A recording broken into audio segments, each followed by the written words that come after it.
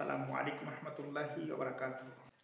আমি আজকে যে বিষয়টি নিয়ে আপনাদের সামনে উপস্থিত হয়েছি সেটা হলো নাশকরিয়া। আমাদের সমাজে অনেক ক্ষেত্রে দেখা যায় যে কিছু কিছু মানুষ কোনো একটা অনুষ্ঠান করে থাকে।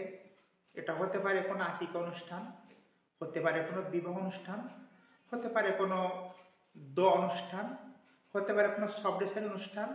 এই অনুষ্ঠানে বহু শ্রেণীর মানুষদেরকে কিন্তু দাওয়াত করা হয়। এখানে ধনী গরিব সর্বশ্রেণীর মানুষ কিন্তু এই জায়গায় আসে।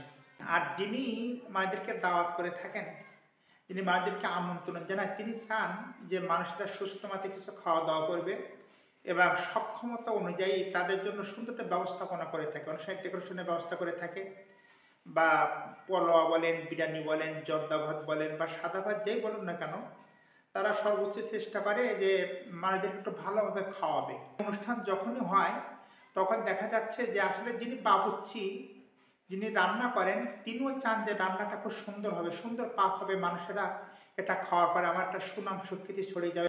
যার বাড়িতে রান্না করতে আসে তাকে অবশ্যই বলে দিয়ে যায়, একজন মানুষের জন্য রান্না করতে যায় তাহলে এই উপাদানগুলি, এই জিনিসগুলি লাগবে, এই সব কিছু একটা তালিকা দিয়ে দেয়। এমনি করে সেই তালিকাটা নিয়ে যিনি খাওয়াবেন তিনি কিন্তু সেই তালিকা অনুযায়ী সমস্ত মাল সামানগুলি এনে কিন্তু সে বাবুর্চির হাতে দিয়ে দেয়। আর এই বাবুর্চি সুন্দর করে রান্না করার চেষ্টা করে। এখন আমি আসি মূল কথা, সেটা হলো এই যিনি হলো আয়োজক, যিনি হলো মানুষদেরকে আহ্বান করেছেন, যিনি হলো মেজবান, তিনি সর্বোচ্চ খরচ করে মানুষদেরকে খাওয়ার ব্যবস্থা করে থেকে, আবার সেই সাথে সাথে যিনি বাবুর্চি তিনি ভালো রান্না করার আয়োজন করেছেন। এখন কোনো ক্রমে মানুষ মাত্র তো ভুল হতেই পারে, কোনো ক্রমে হয়তো লবণ একটু বেশি হয়ে গেল, কোনোটা একটু ঝাল বেশি হয়ে গেল বা অথবা কম হয়ে গেল। ঝাল কম বেশি, লবণ কম বেশি এটা হতেই পারে, কেননা এই অ্যাকুরেট অনেক সময় হয় না। হাতেরও ভালো বাবুর্চি হলে অনেক সময় ভুল হয়ে যেতে পারে।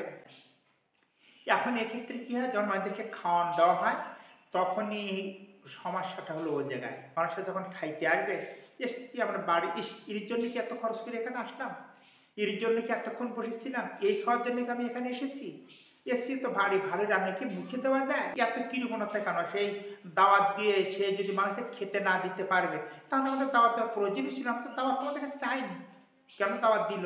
আর দাওয়াত দিলই দিল, কেন এই গোষ্ঠটা ভালো রান্না হয়নি, কেন তো ঝাল হয়েছে, কেন তো লবণ হয়েছে, কেন এটা ঝাল হয়নি, কেন একটা লবণ হয়নি, এটা খাওয়া যাচ্ছে না, এটা ভালো সিদ্ধ হয়নি, এটা পড়ে গেছে, নানান কথা তারা বলতে থাকবে। যিনি আয়োজন করলো তিনি এই কথাগুলি শুনে তার মনে অত্যন্ত কষ্ট লাগবে। আজকে মানুষের ভালোর জন্য এত আয়োজন করলাম, কোনো ক্রমে হয়তো রান্নাটা খারাপ হয়ে গেছে। বাবুর্চি চেয়েছিল ভালো করে রান্না করার জন্য। আমাদের নবীর কি আদর্শ ছিল জানেন? উনি ঝাল হোক লবণ হোক উনি দোষ ত্রুটি খুঁজতেন না।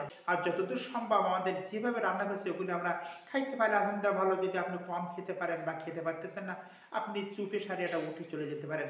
এই জন্য বন্নাম দুর্নাম দেওয়ার কোনো দরকার নেই, বা অন্যের খাদ্যের দোষ ত্রুটি ধরার বা লোকের অপমান হেয় প্রতিপন্ন করা, এটা কিন্তু আসলে শরীয়ত সম্মত নয়। মানুষ যাতে ব্যথা পায় এমন কাজ করা আমাদের কখনোই ঠিক হবে না। সামনে দর্শক শ্রোতা মন্ডলী, এই ছিল আমাদের আজকের ভিডিওটা ভালো লাগলে লাইক দেবেন। পরবর্তী আর কোনো ভিডিওতে দেখা হবে ইনশাআল্লাহ। ততক্ষণ ভালো থাকুন, সুস্থ থাকুন, আল্লাহ হাফিজ।